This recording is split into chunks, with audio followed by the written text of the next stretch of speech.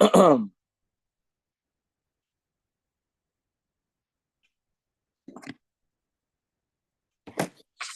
morning. With the help of Hashem, we are learning Yerushalmi Kalayim, Perek Ches, Halacha Gimel, and Halacha Dalet. We're learning today Daf Ayin Gimel. We left off on Daf Ayin Gimel, Amud Aleph Mamish, on the top of the Amud. Let's quickly go back. We had in the previous sugya a machlokes Tanoim. If one tied a horse with a rope to the back of a wagon that's being led by an ox, and we had the machlokes Tanoim between the Chachamim and Rabbi Meir. The Chachamim hold that it's forbidden. Rabbi Meir, two girsa'os, either he said poiter or he said matir. And as we explained in the previous year, if Rabbi Meir says mutar, that l'chu'ura implies that the Chachamim hold that it's asur midrabanan. If the girsa of Rabbi Meir, who's more lenient, is that it's patur, l'chu'ura, that means that the Chachamim hold it's asur doiraisa, and Rabbi Meir says it's patur midoiraisa, which implies mutar asur derabanan. Be that as it may, the Gemara focuses on the shita of the Chachamim in the Mishnah. Rabbi Meir was only brought in the Braisa. Why would it be asur? The horse is not tied to the front of the wagon. So Rabbi Yechanan holds that sometimes the ox will get tired. And then if the horse is tied to the side of the wagon, he can also pull it. Also, when the wagon is going downhill, then you have the other need, which is to slow down the wagon. The horse that's tied in the back can be the one slowing the wagon down. So it comes out that both the ox and the horse are, let's say, schlepping the wagon sometimes together. However, Rav says no, doesn't happen that way. If the horse is tied to the back or to the side, the ox is the one schlepping the wagon. But the rope, as we explained, that's tied to the side or the back of the wagon, that rope is also being carried by the ox. And that rope is being carried by the horse. So even though the rope is something very inconsequential, it's not a wagon, but still, and the Torah, don't forget, only said, don't plow.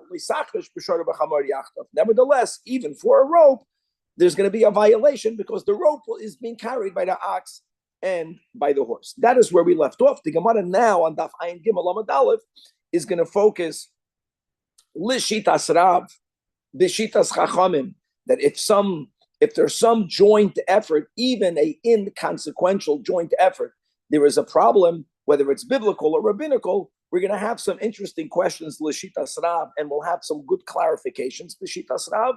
We will have today a little bit of Agadata.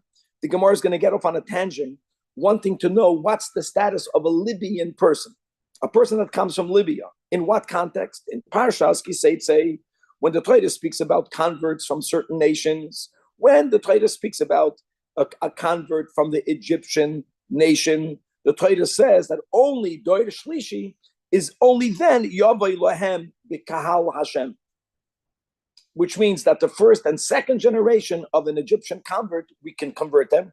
It's not like Ammon and Moav that we're not allowed to convert any of their male offsprings. We could convert Egyptians, but they have to marry into those who are not called Kahal Hashem. Kahal Hashem generally refers to a Jew that has a good lineage. A Mamzer is not called Kahal Hashem. A Ger is not called Kahal Hashem. A Nasan is not called Kahal Hashem, which would mean that the Egyptian, for the first and second generation, would be very limited into whom they can marry. The Gemara is going to want to know whether Libyans are considered part of the Egyptian nation. It's really fascinating. It's going to be fascinating. And the Gemara is going to show you that they are. And the proof that the Gemara will bring will be also very interesting. We're going to go back later to the sheet of Rabbi Yehuda. Rabbi Yehuda, as we learned in the Mishnah, holds Ein Chosheshin Lezera Ha'av, which means when you have two different mules, but a mule is an offspring of a horse and a donkey. If they both have the same mother type, according to Rabbi Yehuda, they are allowed. You are allowed to mate them one with the other. You're allowed to schlep a wagon one with the other. Why? Because since Ein Chosheshin Lezera Ha'av, we view them equally to be the descendant of a horse.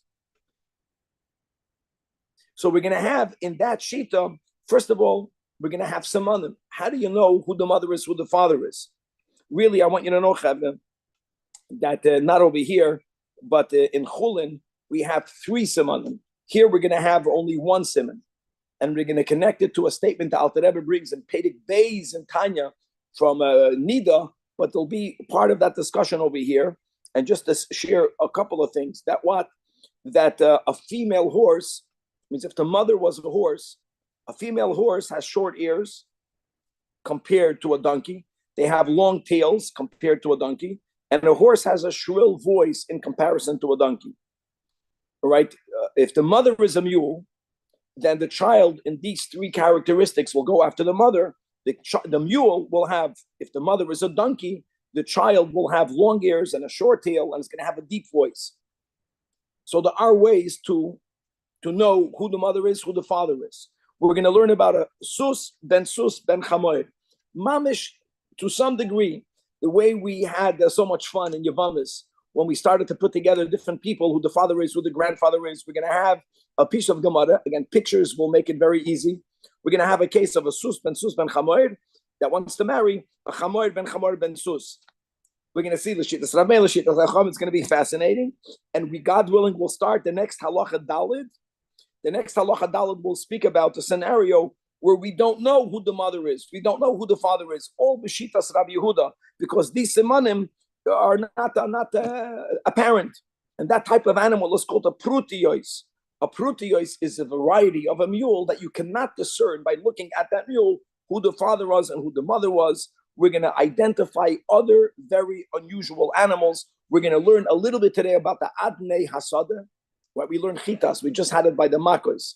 Adnei Hasada, there's really 3 opinions of what that is, whether it's an ape, whether it's a human-like chaya that's connected to the ground by a cord that goes from its navel to the ground, whether it's the vegetable. We'll get to that. We'll see how far we can get into that.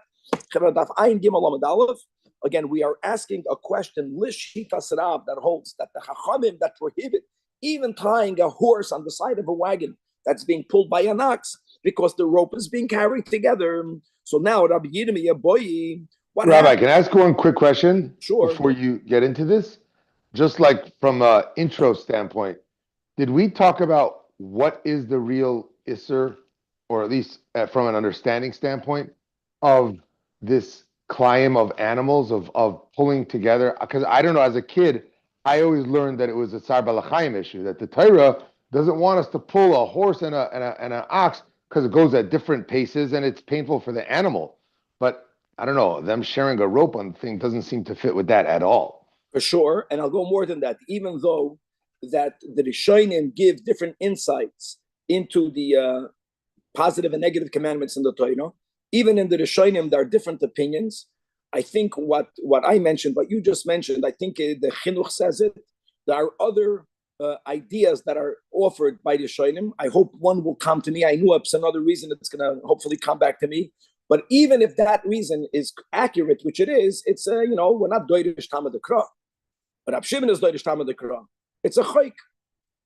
That's called mingling. Why can't you put the linen and wool? And I'll tell you more than that, Danny. Listen to this. Why am I allowed to put 2 oxen together, even if the nature of one ox is very different than the nature of another ox? If it would be an issue of Tsar Balachayim, then we would go all the way. If it's from the same type, there's no problem. Even if one is Oik Malachabashim and one guy is a weakling, and one guy is lazy, one guy is diligent. Okay. Let's leave it as a choik that we have certain understandings. Now, Rabbi Yirmiyah, boy, what happens if Kesharim Bisa'aron? What's going to happen? We're not speaking about an animal that's hitched to a wagon. We're not speaking about animals that are doing any work. What happens if you have 2 animals, let's say a horse and a donkey, and you tie, let's say, their tails together? So when they're walking, their tails are being carried by themselves and by the other. You're telling me that even carrying a rope, Danny, to what you're saying, a rope is nothing. But even carrying a rope is also, what happens if there's no rope? What happens if they're just tied to each other? That was his question. And the Gemara wants to understand this question. Man non kaimen. What are we talking about? I b'shekasharoi b'sa'aroi. If the case would be that they're, like I just mentioned, that's what you're asking, they're just tied to the other. If you would think that that's prohibited, if that would be prohibited, are you allowed to put one animal on top of another animal? Because one animal is carrying himself. Imagine an animal is on his hind feet. He's carrying himself, and the other animal is carrying him. No one says it's usur. We're not speaking about mounting for reproduction, which, by the way, midai raisa, this is also permitted, as we mentioned. That's only usur midrabanan. In other words, if you're, of course, one animal having his body itself being carried by him and by someone else, that's for sure not a problem. So it must be you're asking whether you have a rope and the rope is tied to the hair of one animal or to one animal, and the end of the rope is tied to the hair of another animal. If that is your question, then for sure it's also. That's exactly what the Rab said. The Rab says that two animals are not allowed to carry a rope together. They're not doing work. They're not schlepping a wagon. They're not schlepping a plow, but there's some foreign item tied to both of them. In other words, if it's just the tail or the hair from the back of their heads, whatever that's called, then for sure mutter. If there's anything else connected, like a rope tied to one animal and the end of the rope tied to the tail of another animal, that's what the Rav says is usher, so you have nothing to ask. Okay. Says the Gemara, Rabbi Yoina Amar, that he spelled on Rabbi Yechanan, as we mentioned in the previous year, that Rabbi Yechanan Amar, that the reason why the Chachamim say you're not allowed to tie on the side or the back of a wagon, a horse, the wagon is being led by an ox. Rabbi Yechanan says, even though the animal in front of the wagon is the one really doing the carrying, but every now and then they get lazy and they sense that there's another animal. And if the oxen will get lazy, then the horse will fill in his laziness. And yes, you can pull it from the side. And yes, if the animal is going downhill, then the horse certainly can be involved in slowing the wagon down. Rabbi, we're just quoting what we learned. No, it's not because of that. When the animal is tied to the side or to the back, they're not going to schlep the wagon proper. But what? That was the machlokes. So says Rabbi Yoina, let me ask you a question. Is there a practical difference between these two opinions? And yes, there is. The nafkamina, well, actually, there is no practical difference. Let me clarify. But we'll learn from it the following, which is that it kasharai bisa'arai. Guys, this is not the case that we spoke about before. What happens if one ties the horse not with a rope to the wagon, but with its hair to the wagon? Bein al dati de Rav, bein al dati de Rabbi Yechanan. There's not going to be a problem. And why is that? So let's go. Rabbi Yechanan says that the reason why you cannot tie a horse to the side or the back of the wagon is because when the ox will get lazy, the horse will help. By what? By either pulling or slowing down. An animal will not do that if its own hair or tail is tied to the wagon. It's going to hurt the animal. The horse won't want to use its tail. It's going to hurt him. So over there, it won't make an effort. Lenav, who says the problem is that you're carrying a rope. And as we just clarified, that's the hemshach from Rabbi Yirmiyah. He brought up a question and the Gemara shot him down. That we never say that carrying oneself is problematic if another animal is helping. So there's nothing wrong if the tail of the horse is connected to the side of the wagon, to the back of the wagon. So the reason why what we learn from their machlokes is not the normal nafkamina, that there might be a case in which Rav and Rabbi Yechanan will disagree. We learn from Rabbi Yechanan and Rav's argument that in this case, if the tail of the horse is tied to the back or the side of the wagon, no matter which way you understand the Chachamim in the Mishnah, you will be allowed, it will be mutter to have such a wagon going. And we're not concerned at all with the schlepping of the tail. We're not concerned that the horse will get involved. Okay. Then the Mishnah spoke as a general case, that one is not allowed to tie a type of camel that's called a livdikis. You're not allowed to tie it to a wagon that's being pulled by other camels. Oh, now indeed, if livdikis would be a camel type, it would be mutter. So when we learned the Mishnah, we explained that even though it looks like a camel, it's not a camel. So let's go. First of all, the name that we have in the Mishnah of this type of animal, the Mishnah writes it with a lamed, livdikis. You should know, says the Gemara, that Istanoi, Tane, other Braisas learned the same halacha, but they call this same animal with the word nivdikis with a nun. And now the Gemara explains why each one has a different way of pronouncing this animal. Manda Amar livdikis. You know the reason is because liv or luv is a name for Libya. It's an animal that comes from Libya. Where do we find such a pasuk? In Daniel, we're speaking about that in Ba'achres Hayamim. The Mishnah, what's going to happen over there? That when the king of the north, right, will come and attack, not only will he attack Israel, but he's going to plunder Egypt and its neighboring countries. As it says in the pasuk, Al Shem Luvim v'Chushim v'Mitzadav. That with its footsteps, it will not only will it make a threat in Israel, and it will crush Egypt, but it will also crush Luvim. Luvim is Libya. So the reason why this animal is called livdikis is because this animal is primarily found or used in Libya.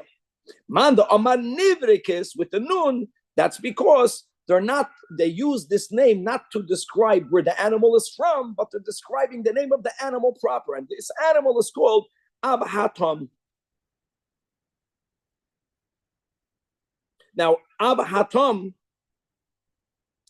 how does Nivrikis?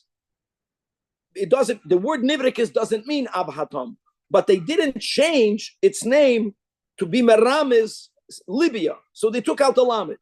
Now, the Gemara, what's this Abhatam? So the Gemara says it can look like a camel, but it's not a camel. It's really Chamor Salak. It's a tall donkey, which is why it's Asr Mitzat Kalayim. I don't know if this picture is of a Livrikis, but I don't see how this looks like a camel.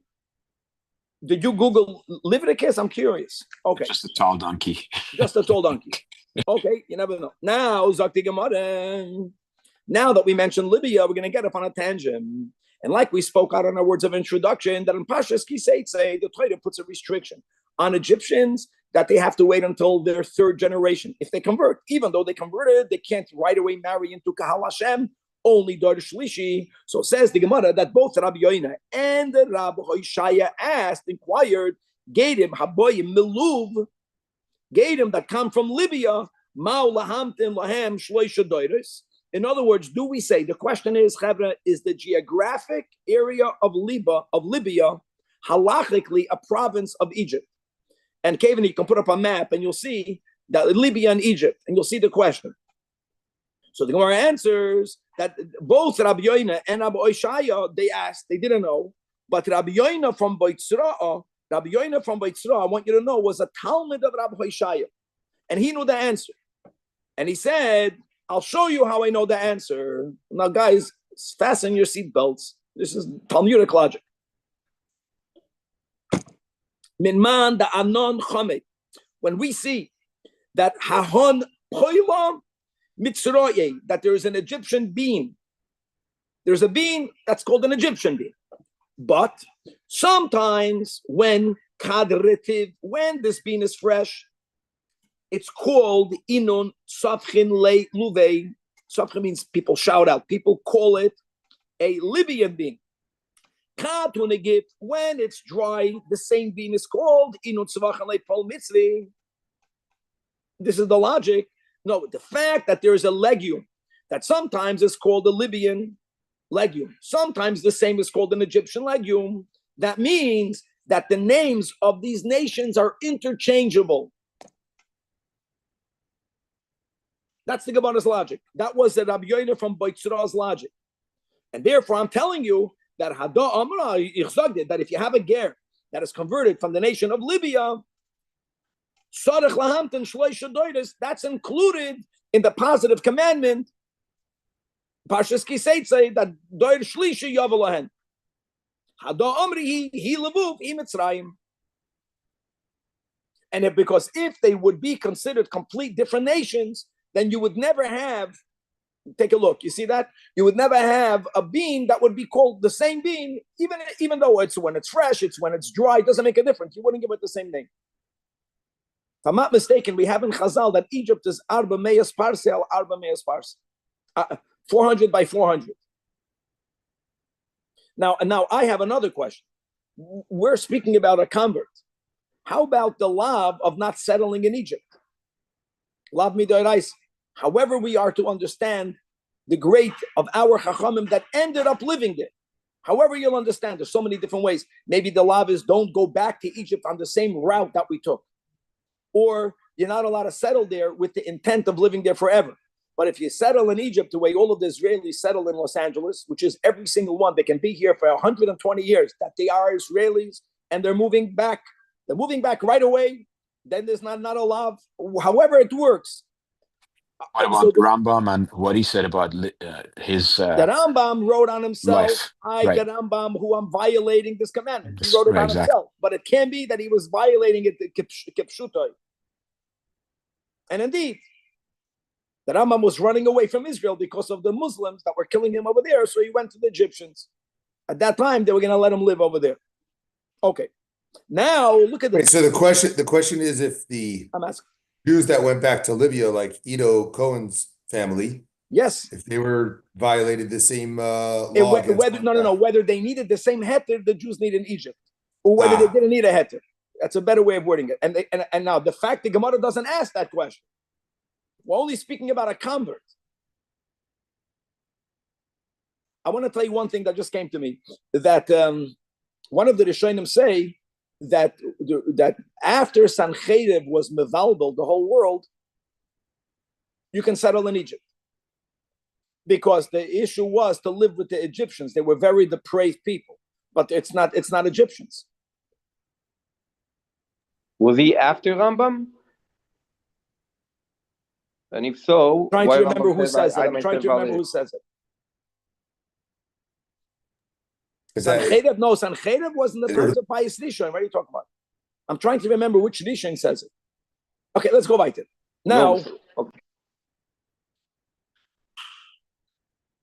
no. I don't think he says it regarding living in the land. I think he says it regarding converts from that nation. I think that's what he says it for.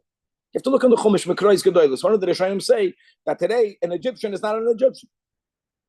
It's from another nation. You don't know where he's from. Okay, right. Now, Rabbi Yitzchak bar Nachman b'shem Rabbi Shaya. I want you to know halacha k'divrei haTalmud. Now, you have a machlokes here between the Marafulda and the Pnei Moshe, like they always argue what that means. So the Marafulda says, look in the bottom of the Amid, that Rabbi Yoina of Beit Tzroa was a Talmud of Rabbi Shaya, and he brought a raya from a being. And later, his teacher accepted it. That's what the Marafulda says. The Pnei Moshe says the Gemara moved on. Now we're going back to our Mishnah. In our Mishnah, we had Rabbi Yehuda. Rabbi Yehuda says that you're not allowed to couple. You're not allowed to bring together a donkey, two mules. If one's mother is a horse and one mother is a donkey, that is Shitas Rabbi Yehuda. And let's already introduce the Chachamim argue with Rabbi Yehuda. The Chachamim are not brought in the Mishnah. The Chachamim hold that we take into account the father's contribution. And therefore, listen to this, the Chachamim hold makes no difference if the mother is a horse and the father a donkey, or the opposite direction. Both children are equally mules. 50% is half is horse, half is donkey. And the Chachamim hold that you are allowed to couple together a mule and a mule. Remember that. It's only Rabbi Yehuda who holds that ein chosheshin l'zera ha'av. You only look at the mother. So he says, well, if the mother of one mule is a horse, the mother of the other mule is a donkey, then they're different. Now, who was the Rebbe of Rabbi Yehuda? Rabbi Akiva, right? Rabbi Akiva, after the tragedy that we mark every year during the days of Avelus, of the Omer, then he put together his 5 or 6 Talmidim. Look inside the Pnei Moshe, also the second to last line. That halacha kedivri Talmud means Rabbi Yehuda, not like the Chachamim. The Koiro is a Talmud because Sherabim Cholken Olav, the Shita that I just mentioned right now, that the Chachamim hold, you're not only Choshesh L'Zera Ha'em, you're also Choshesh L'Zera Ha'av. Any mule and a mule are allowed to be coupled together, whether it is to make them together, whether it is for them to schlep a wagon together, you're allowed to do it. They're both half and half. One parent is a donkey, one parent is a horse. Who cares in what direction? Rabbi Akiva, who was part of the Chachamim, originally never said like Rabbi Yehuda. Rabbi Yehuda was a standalone. Nevertheless, at the end, everyone agrees with Rabbi Yehuda. That's the meaning of halacha kedivrei haTalmud. That the Rebbe, Rabbi Akiva, was moida and paskin like his Talmud, Rabbi Yehuda, which means it must be Rabbi Yehuda but Rabbi Loi. Now we're going to go into this. So look inside Daf Ayin Gimel Base. Let's get going. That Rabbi Yehuda, like I just explained, and the Mishnah did not bring the Chachamim. Rabbi Yehuda is very clear, beferish, that if two mules, both of them have a mother, a horse, or if both of them have a mother, a donkey, there's no kalayim over there. No, don't put this up yet. Don't put this up yet. People are going to focus the wrong way. We're going to need that, and we're going to need the picture on Amud Beis. So, however, Zakti Gemara, our Mishnah only brought Rabbi Yehuda. We already said according to the Pnei Moshe, and we pass him like Rabbi Yehuda. But not everyone agrees with him. Who disagrees with him? Everyone else. Divrei Chachamim, kol min peradis echad. Right, a pered is a mule. All of the peradis are the same. Look inside the top Maharafuda. The pligi ad Rabbi Yehuda. And what do they say? Kol haperedos shavin. Shechoishishin lezera ha'av. Ve'im kein hakoil shavin. It's a leniency. Umutarim ze'emzeh. Doesn't matter who the father is, who the mother is. If you have an animal that is half and half, another animal with the same either father or mother, you can marry one into the other. You can have them hitched onto a horse, hitched onto a wagon, pulling a plow together. Now, let's go to Rabbi Yehuda. According to Rabbi Yehuda, you are only allowed to mingle. You can only put together animals if they share the same yichus mitamame, because that's all we're looking at. We're not ha'av. How would you know? So I mentioned in Chulin and Babli and Daf, Ayin Tes, the Gemara there gives 3 simanim. Here we're going to have 1 siman. The Elohim simanim. How do you know what the yichus of the mule is? Amar Rabbi Yoina, he speaks about the ears. Any mule who has small ears compared to large ears. So then Imay Susa va'aviv chamoir. However, if the mule has large ears, gedoylois imay chamoira. In other words, guys, a donkey has bigger ears than a horse. When you put them together, a donkey and a horse, relative one to the other, the donkey has big ears, the horse has little ears. Kevin is going to find a picture in a moment. Now, see that? Here we go. Gavaldik. It says befedish, long ears. It's great, thank you. Rabmana mefake leilan the Rabbi Yudan Nisiya. Rabbi Mana gave a halachic ruling to the administrators of the household of Rabbeinu HaKadosh's grandson. Right, we learned about this. His name was Rabbi Yehuda Nisiya.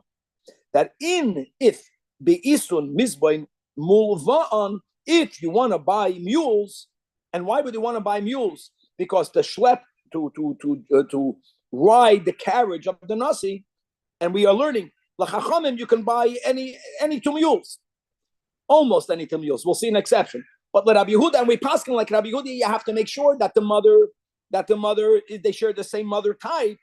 So he gave them the siman, and with the girsa will be tehevun the zavnin line aznei and dakikin. Make sure that both of them, all of the mules that you buy, have small ears, and that will prove. Like we just mentioned, because the donkey has bigger ears than a horse. Now the question is, why did Rav Mana tell them that they should buy donkeys with small ears? He could have told them the same thing. All the donkeys you buy should have large ears. B'negeya the din of kilei behema, it makes no difference. Let Rabbi Yehuda if both mothers are a donkey or if both mothers are a horse. And that is that mules with small ears are less violent than mules with big ears. In other words, you have to buy of the same type. You might as well get mules that are less violent. And like Yakir mentioned, that mules are ksheyoidev. Lahavdol, am ksheyoidev, which is a big maila and a big chisaron, as we see lahavdol when it comes to the yid. Okay. Now, why would the ears follow the mother?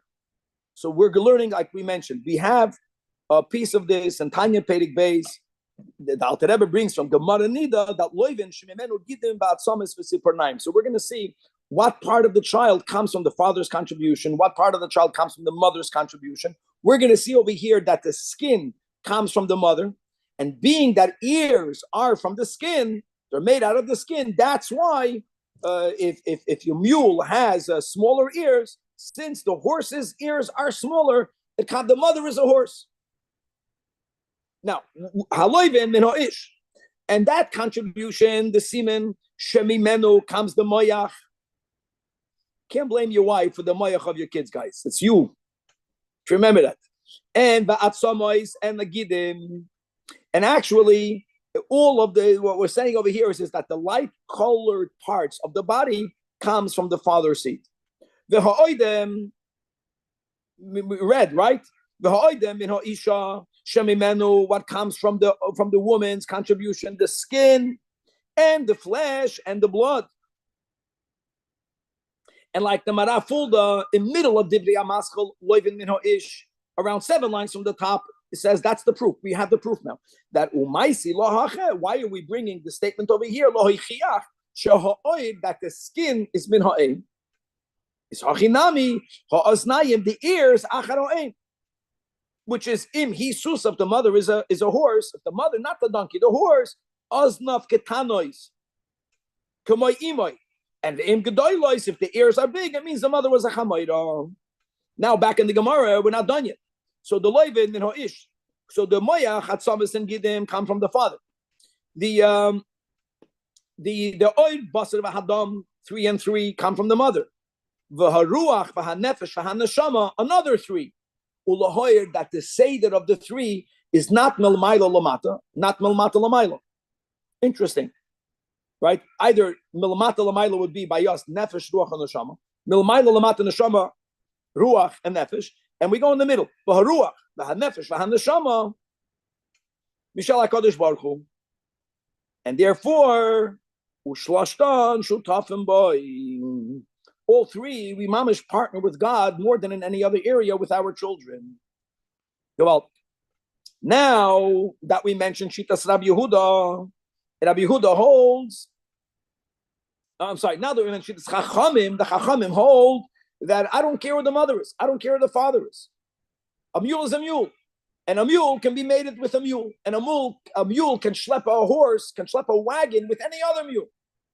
There is an exception. And what's the exception? So now, Kevin, before we read it inside, for us not to get confused, not that we have pictures, let's put up, if you could, both diagram A and diagram B. So I want to show you diagram A. No, not B. Go first to A. Here we go. So what are you looking at? First of all, as you can see, it's a great picture. The square is a donkey. The round is a horse. And the, what's that called? It's not a pentagon, it's 6. It's a sextagon. That's the mule. That's the pedant. Maybe a hexagon. Hexagon. Thank you. So now look at this. He wants to point out that if you have, at the end, you have a mule. But guys, look up at the yichus. Look up at the yichus of the mule. If you only go up the first generation, it's 50-50. But if you go up to the Zedas and the Babas, you go up 2 generations, there's a lot more horse in diagram A than mule. In other words, father, mother, a mule will be one parent is a mule, one parent is a donkey, one parent is a horse. I'm sorry with this, it's important not to make mistakes, but half asleep. But if you go up to the second generation up, if you go up to the Zaydis and Babas, you'll see that three of the grandparents is a horse. Only one grandparent is a donkey. There's really only one donkey. But actually, I want to say another thing from what the Gemara is talking about. We always think that a mule is sterile. That's true, but it doesn't mean that they never, ever have children. We're giving a very unusual case. We're giving a case where a mule gave birth. A mule sometimes has an offspring. So very good. So the kid that we're talking about, we're looking at the bottom picture. That is also a mixture. It's not pure horse. But here you go. Even the mother is a mule. The mother is not a donkey. Where do we get a donkey? The donkey is only on the generation of the grandmother. So let me stand corrected over here. We're not speaking about an animal that has one parent is horse, one parent is donkey. No, one parent is a horse and one parent is a mule. The mule comes from a horse and a donkey. The horse comes from a horse and a horse. Bottom line is that in diagram A, even though you have a mule, there's a lot more horse than donkey. That's called a sus ben chamor. You see, sus ben chamor means it's roiv sus, very little chamor. Now go to diagram B. Before we read the Gemara inside, the same thing will be in the opposite. What will be in the opposite in diagram B? Not A, diagram B. There we go. Diagram B. Again, here it's also from the rare exception that a mule procreated. But here we're speaking about a metzias where from the grandparents, 3 of the grandparents are donkeys. Only one of the grandparents was a horse. So you have a mixture. But Aruba, the dominant in B is donkey. The dominant in diagram A is horse. Can those offsprings marry each other? Can those offsprings be hitched to a wagon together? Even the Chachamim know they cannot. When do the Chachamim say, since also I don't care what the father is, who the mother is, that's when one parent is a horse, one parent is a donkey. So let's use percent, it's 50-50. Here it's not 50-50. Diagram B, it's 75%, let's say, is a donkey. In diagram A, 75% is a horse. Even the Chachamim were that they cannot be put together. Let's read it inside. So that be ba. In the name of Rav, that the Chachamim are moided Rabbi Yehuda. That if one is sus ben chamor, so you have a hybrid who the ruba, which means let's go 75% is a horse. That you may not couple that creature im chamor ben sus with another hybrid that's ruba the ruba, or at 75% is a donkey. That's gavaldik.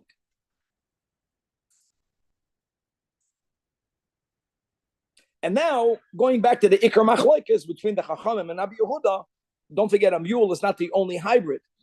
It's a common hybrid where people mated a sheep and a goat. So here we go again. Says the Gemara that Rab Chagai, in the name of Rab Zeida, in the name of Rabbi Isa, that b'nei izim, b'nei rechelim, asurim zeh bozeh. Why are they also one with the other? This obviously is going to be according to Rabbi Yehuda, because loy keinan omnet. In other words, what are we talking about? Why would they be usher? Why would that be usher l'chachamim? Same idea. L'chachamim it should be mutter. L'chachamim say choshen l'zero ha'af. Who cares if the father is an ace? Who cares if the father is a rachel? It must be l'chachamim. We're speaking about a hybrid whose one of its parents were a hybrid. Again, the exceptional cases where a hybrid could give offsprings, whether the father or the mother. And when you have an ace, ben rachel, with a rachel, ben ace, in both of these cases, even l'chachamim, whichever one is primarily or predominantly one type cannot be married with a hybrid that comes from another type that is be'ikr from another type. Yeah, guys, clear. With the pictures, it's clear. That's even l'chachamim. And don't forget, according to the Pnei Moshe, we had at the end of Ayin Gimel Amud Aleph, halacha kedivrei haTalmud, which means that even if it's just a normal horse and a donkey, even if it's just a normal sheep and a goat, their offspring are only allowed to be mated together if they share the same mother.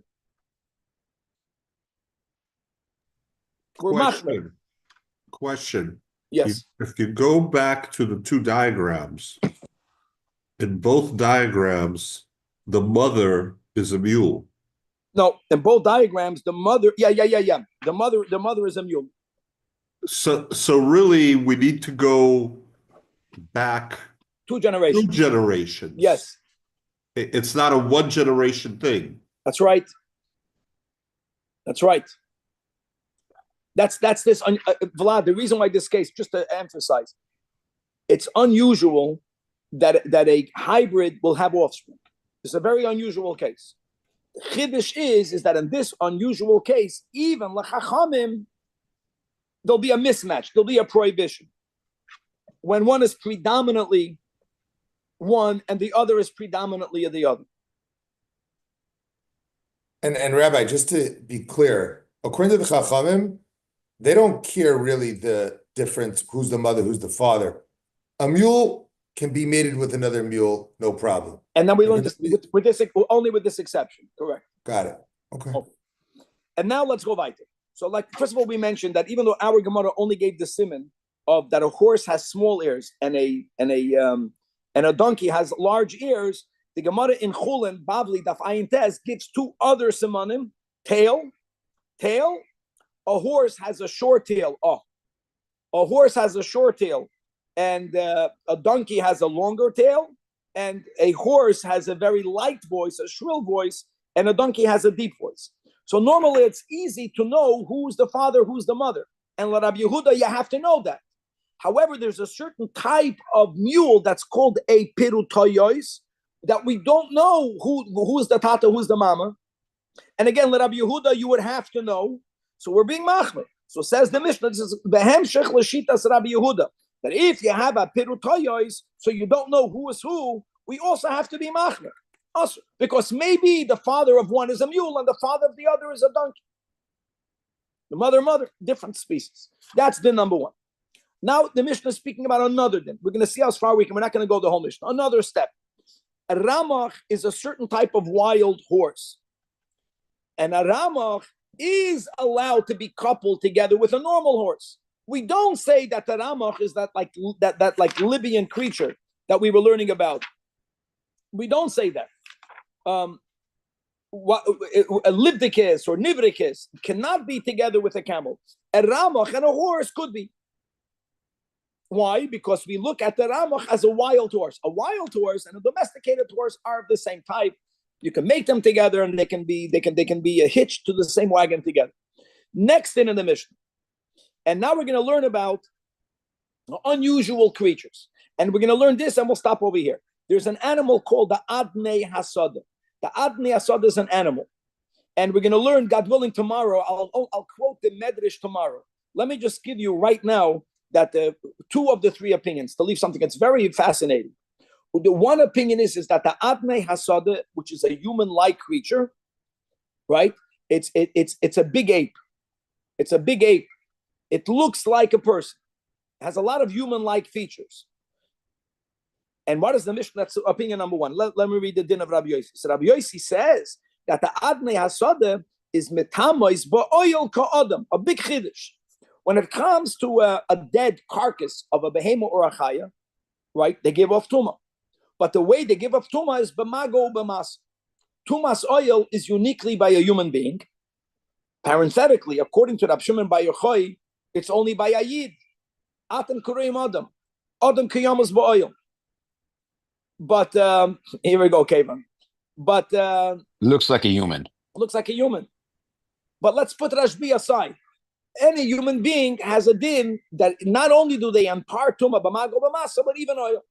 So says Rabbi Yossi that even though Adnei Hasada is not a human being, since it has a human form, b'negeya a din of tumah mitama is ba'oil ka'adam, and not what? I'll give you an example of our topic. So we're learning about not the hitching two different types of animals to a wagon. Am I allowed to have a human being schlep a wagon together with an animal? The answer is yes.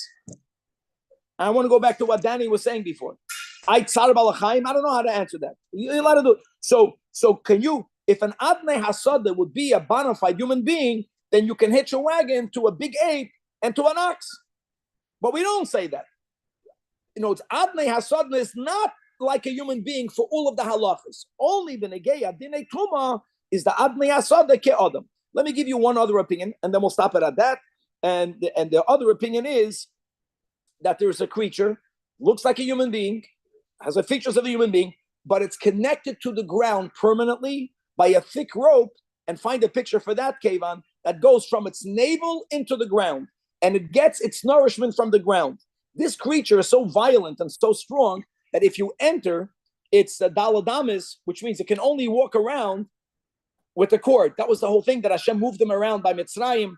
He moved the land. They should be everywhere. By Oroi, that's what but if the only way to deal with them is you have to stand outside that parameter, and you have to shoot arrows to disconnect the cord from the ground. So even though they look like Is this supposed to be a real animal? What are we talking Kavan will about? find it. Yes, beferish. What's it called? Adnei Hasadin. Let Kavan do his research, and for tomorrow you have homework. We have something more shocking tomorrow. We'll eat. So again, says Rabbi Yossi that Adnei Hasad is metama koil. In other words, when it comes to dinei tuma, he has a din of an adam. But for all other dinim, he has a din of a achaya. It's a wild beast.